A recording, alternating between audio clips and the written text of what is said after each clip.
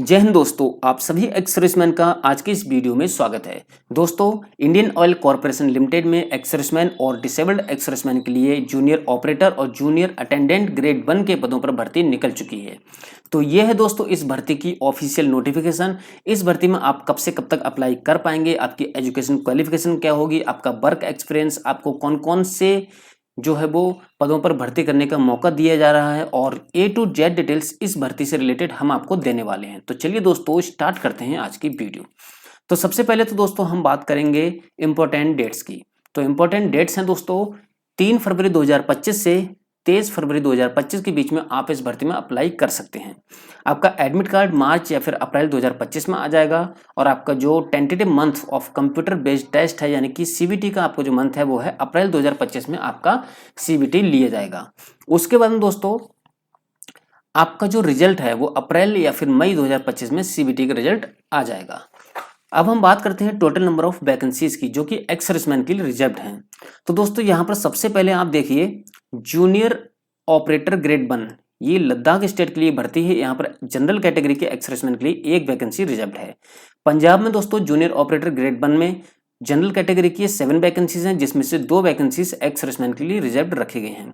राजस्थान में दोस्तों general category के ईएसएम के लिए एक वैकेंसी रिजर्व्ड है और उत्तर प्रदेश में जनरल कैटेगरी के ईएसएम के लिए 4 वैकेंसी, ईडब्ल्यूएस कैटेगरी के ईएसएम के लिए 1 वैकेंसी, एससी कैटेगरी के ईएसएम को 2 वैकेंसी और ओबीसी कैटेगरी के ईएसएम को 3 वैकेंसी रिजर्व्ड रखी गई हैं। उत्तराखंड में दोस्तों जूनियर ऑपरेटर ग्रेड 1 में एक्स सर्विसमैन जो जनरल कैटेगरी के हैं उनके लिए 2 वैकेंसी रिजर्व रखी गई हैं।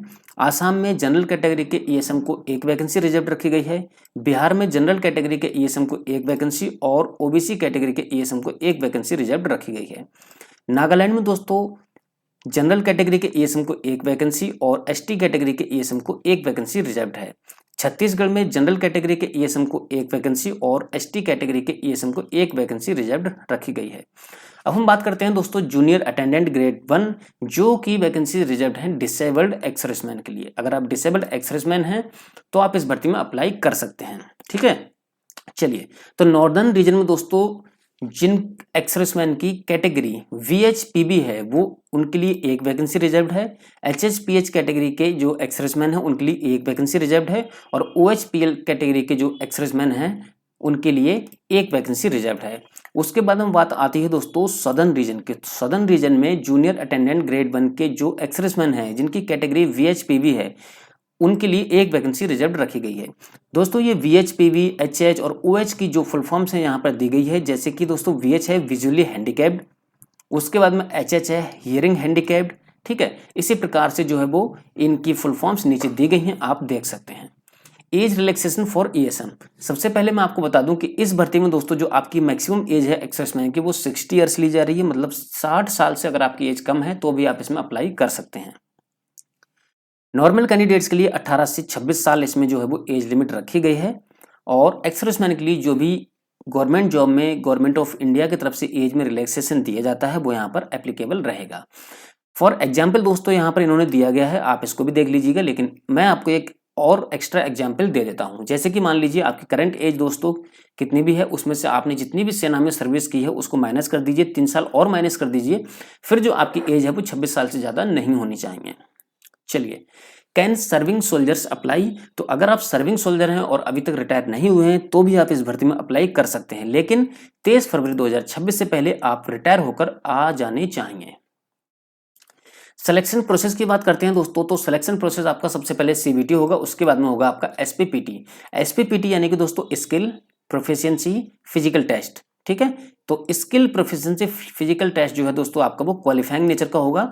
जब आप CBT में क्वालिफाई कर जाएंगे तब आपके लिए SPPT टेस्ट के लिए बुलाया जाएगा। चलिए अब हम बात करते हैं CBT की। तो CBT में दोस्तों आपके पास में 100 क्वेश्चन होंगे, एक क्वेश्चन 1 नंबर का होगा और इसके लिए आपको टाइम दिया जाएगा 120 मिनट का, यानी कि 2 घंटे में 100 क्वेश्चन आपको करने होंगे 100 मार्क्स के। इसमें दोस्तों जूनियर ऑपरेटर की जो पोस्ट है उसके लिए सेक्शन A प्रोफेशनल नॉलेज और जनरल साइंस का होगा जिसके 50 क्वेश्चन 50 मार्क्स के होंगे और सेक्शन B में दोस्तों numerical ability 20 number, reasoning ability 20 number और जनरल अवेयरनेस 10 नंबर से आपसे आएगी।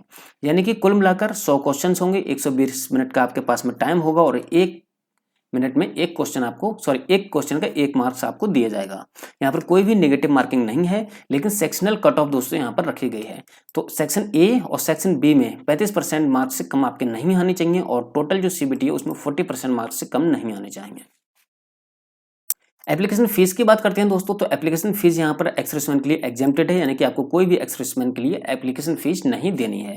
हाउ टू अप्लाई, तो एक्स सर्विसमैन के लिए आपके लिए दोस्तों www.iucl.com पर जाना है और इन स्टेप्स को फॉलो करते हुए आप अपना फॉर्म खुद ही घर बैठे भर सकते हैं। चलिए एजुकेशन क्वालिफिकेशन की दोस्तों हम बात कर लेते हैं। तो एजुकेशन क्वालिफिकेशन फॉर DESM यानी कि डिसेबल्ड एक्स सर्विसमैन, ठीक है। यहाँ पर दोस्तों कंफ्यूज हो जाते हैं काफी सारे लोग, मेरे पास कमेंट्स आते हैं जहां पर भी DESM लिखा हुआ देखते हैं वो सोचते हैं कि डिपेंडेंट ऑफ एक्स सर्विसमैन, लेकिन ऐसा नहीं है।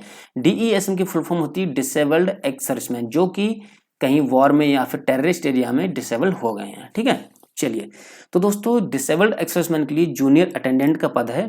इसमें अगर आप 12th पास हैं तो आप इसमें अप्लाई कर सकते हैं। 40% मार्क्स अगर आपके पास में है तो कोई भी आपसे वर्क एक्सपीरियंस नहीं लिया जा रहा है।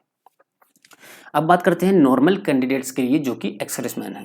तो दोस्तों आपके लिए 10th पास होना जरूरी है। उसके बाद में आपके पास में यहाँ पर नॉर्मल कैंडिडेट से ITI का सर्टिफिकेट मांगा जा रहा है और 1 ईयर का वर्क का एक्सपीरियंस भी मांगा जा रहा है। लेकिन अगर आपके पास में ये नहीं है तो आप एक सेल्फ डिक्लेरेशन दे सकते हैं सेम एरिया वर्क एक्सपीरियंस का। आपको लिखना होगा कि भाई जो मैंने सेना में सर्विस की है वो इसी एरिया में की है, यही मेरी ट्रेड थी। तो आपका खुद का सेल्फ डिक्लेरेशन सर्टिफिकेट भी यहाँ पर वर्क एक्सपीरियंस के तौर पर मान लिया जाएगा। और ITI की जगह अगर आपकी ऐसी ट्रेड रही है जैसे कि कुछ इलेक्ट्रीशियन होते हैं, सिग्नल्स में होते हैं, EME में होते हैं, तो अगर आपकी सेम ट्रेड रही है तो भी इसमें आपके लिए ITI सर्टिफिकेट की जरूरत नहीं है।